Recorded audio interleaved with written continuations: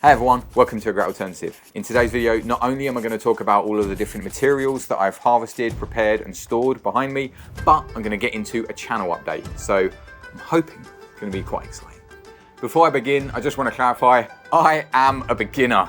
Big disclaimer across the screen. What I mean by that is, although I've been working with natural materials and harvesting and preparing them for about a year now, I see myself still very much as a beginner. I'm still learning about the materials, I'm learning about how they grow throughout the season, how to harvest them properly. So obviously I have done a bit of research and I've got a bit of knowledge over that time, but I don't have 30, 40 years experience making a specific thing. This channel, especially the crafty tutorials that I present, is about me going on a journey with you, learning along the way, documenting my successes and more importantly, my hiccups. So although you're hopefully going to get inspired by these videos and maybe learn a thing or two, I definitely recommend go out there, use this as a catalyst to go and learn more. Okay, disclaimer over, now we can begin. So I'm based in Wales in the United Kingdom, and the materials that I'm going to cover today are willow, spruce root, hazel, birch, honeysuckle, and a few other little extras. All the materials here have been harvested during wintertime, which is November till around March. The reason for doing this is just because it's better for the trees and the wildlife. Roots are a little different and I'll get to them in a bit. First up, willow and hazel. When harvesting, I bundle these up into bundles that I can kind of comfortably fit my hand around. The reason for that is that I want air to get within them when they're bundled up, and obviously as they dry out there will be moisture coming out of them, and you want to stop mold of any kind. Also, I didn't do it at the start, but I do it now, is that when I harvest I try and put them in bundles that are sort of rough thicknesses, large, medium and thin. Yes, that's also kind of heights, but with wild stuff, not always. Sometimes you'll get a really long, thin bit because it's from the middle of a bush, but then you get a bit from the outside of the bush that isn't so thin, so technically goes in the thick column. So yeah, I generally just go by thickness, you know, feel the material. Is it something that's going to weave really easily? Does it go around your wrist really easily? Or is it something that's going to be part of a framework or a handle or something like that? You can use the materials fresh, however, they are prone to shrinking. So I've been told that generally 6 weeks is a good number to wait, which means they'll be semi-green. So although they are still potentially weavable without having to soak them first, they won't shrink that much. Sort of 70–80% of the shrinking has happened by that point. If you continue to dry them out until they are fully brown, is the term, then you will need to soak them. I'm not sure for hazel, but for willow generally it's a day per meter. With wild stuff, I would just up it a bit. If you're in doubt, when you go to weave something, a great rule of thumb is the wrist test. Get the material, wrap it around your wrist. If it wraps absolutely fine, there's no kinks or snaps, then it's good. Yes, hazel in this example is a little bit more prone to cracking than the willow. So then depending on the size, there may be differences in the material itself. But again, that's kind of part and parcel of learning what the stresses of each material is. Next up, honeysuckle. First of all, I have noticed that it can be a bit brittle, so I would generally recommend that instead of just like grabbing a whole lot and just pulling it off, because you might pull off the tree or the bush that it's on, you cut a piece and just slowly take out one piece at a time, sort of unweaving it from the bush or tree that it's on. I would then wrap it and coil it up and hang it up to dry in a ventilated area until you're ready to move to the next process, which is sticking it in a pot, boiling it for a little while, or putting it in water for a long period of time, and then you're able to strip the bark. I've only done a little bit of this so far, and I very much have found out that it can be a time-consuming process. Time of year, amount of soaking, and the warmth that is within it may differ, but at the moment I'm going to use honeysuckle sparingly because it takes a long time. So you've been warned. Next, birch.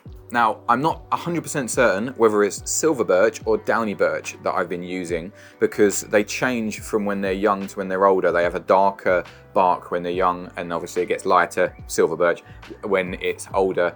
So I'm not 100% sure. I need to kind of learn on that one. But I believe they would act in a similar way for weaving purposes.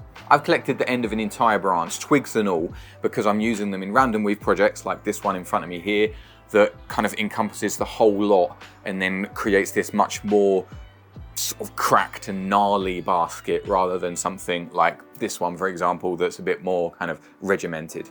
So they are collected, bundled and stored in a very similar way to willow and hazel.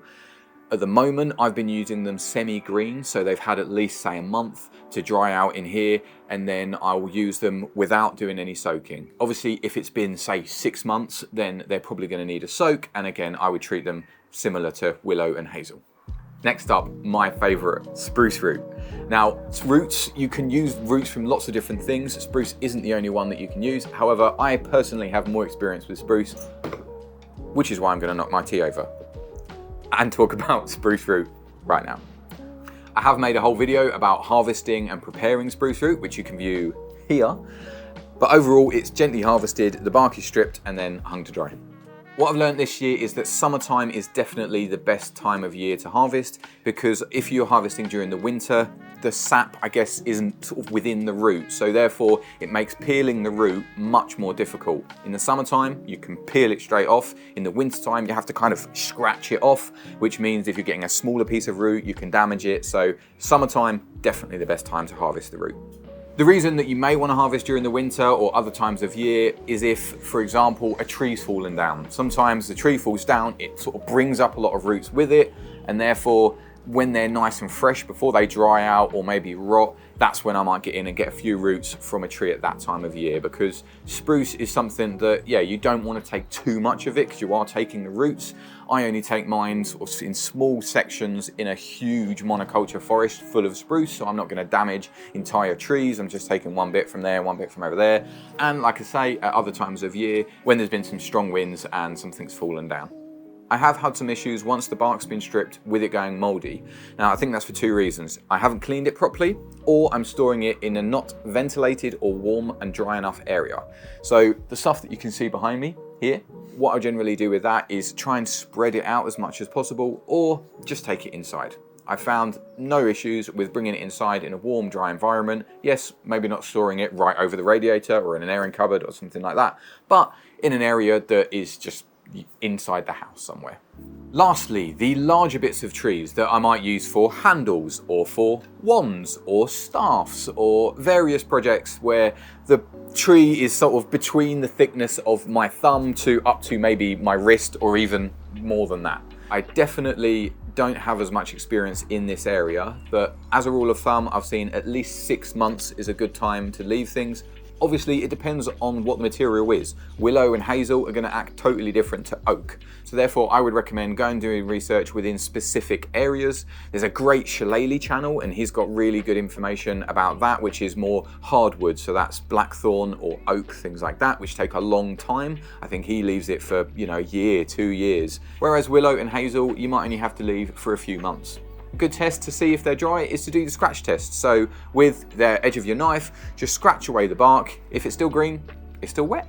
As you can see behind me, I've got them stored in buckets. That might be a little bit close together. So what I'm going to do is just kind of periodically check them and take things out, see if it's wet, see if it's dry, maybe flip things over, because supposedly sometimes you want the bigger end at the bottom, or you want them hung up. So that's something that I'm definitely still learning about. But for now, as you can see behind me, they're kind of stacked in ways that make sense to me, basically. The thicknesses and heights are where they're stacked together. Overall, the main aim is to keep everything in a dry, ventilated area. That way you'll prevent rot and mold. You may need to turn things around just to make sure that everything is evenly dry. This brings me onto my plans for the channel. Now, these lights turning on to make things look nice and pretty isn't just because I forgot to turn them on when I first pressed record.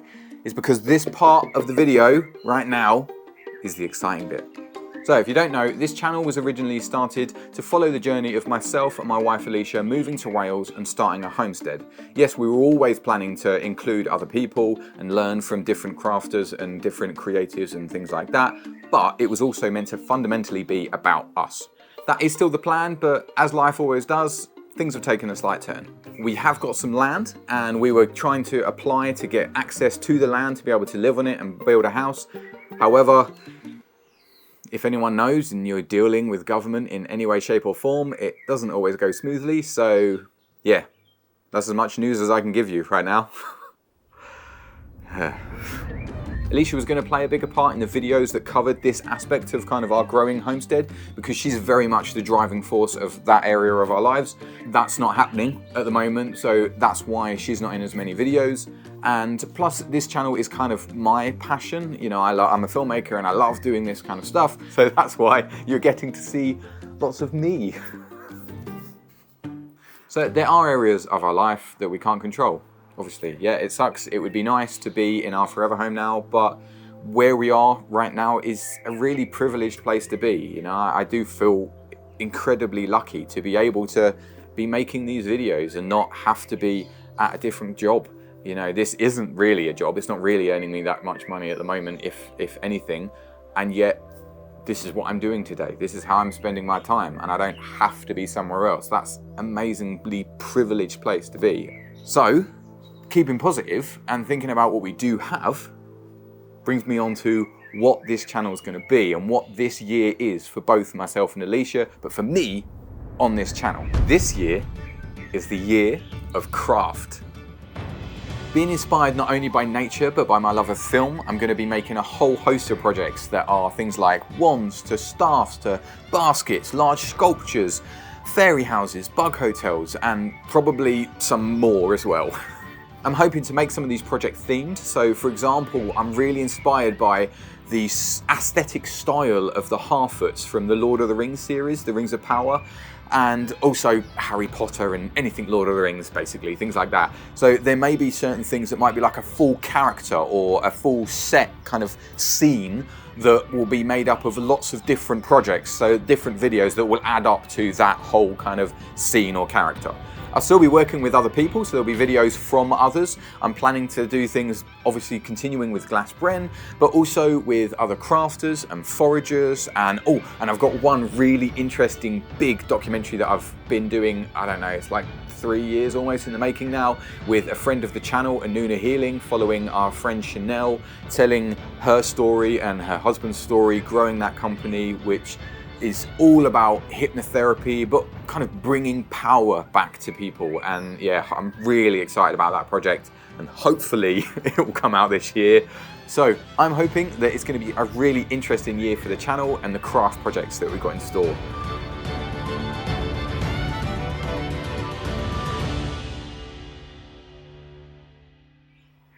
Of course, I'll be learning where I can the traditional or proper techniques for how to make a lot of these natural crafts, but I'll leave you with one mantra that I'm going to try and live by for this year. It's easy when you're starting out in a craft to feel like you're rubbish and there's a mountain to climb before you can create anything that's worthwhile, especially if you're comparing yourself on social media or whatever to others who have many, many years experience in that industry. If you don't have thousands of hours of experience, or let's say you're not getting your basket weaving material from a willow farm, then yeah, it's not going to be perfect. So I say embrace the higgledy-piggledy. Let the knots, gnarls and nodes within each of the wild things that you've harvested be the catalyst and inspiration for the artwork that you're going to create. If that sounds like a bit of you, then I'm going to leave you with a video that I think you're going to like. Otherwise, thanks everyone, and I'll see you in the next one. And also, I'm gonna sit down and have a break for a second because my bum is going numb. This chair doesn't work. This is me sat on this chair properly, or if I'm at the desk. That looks fine, right? Oh. Oh. Ah. Okay, where were we? Right.